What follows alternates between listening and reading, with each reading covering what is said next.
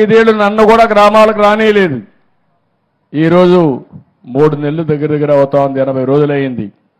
ఎక్కడన్నా మాజీ ముఖ్యమంత్రి కానీ వైఎస్ఆర్ కాంగ్రెస్ నాయకులు కానీ అడ్డుకున్నామా ఒక్కసారి మీరు ఆలోచించండి. నేను ఒకటే ఆలోచిస్తున్నాను, ఇలాంటి వ్యక్తులు ఈ సమాజానికి చేటు అయినా కూడా ఆ ఉద్యమం మీ దగ్గర నుంచి రావాలి.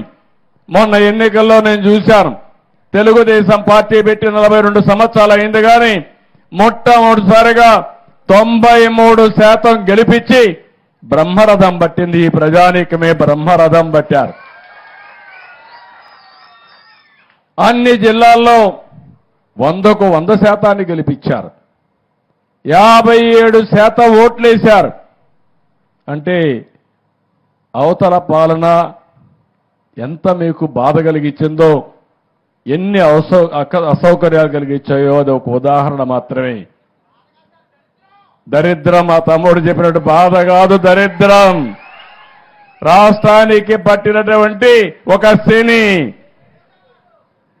తమ్ముళ్ళు ఒక విషయం గుర్తుపెట్టుకోవాలా మీరు, ఇప్పుడు కూడా భూతం ఉంది.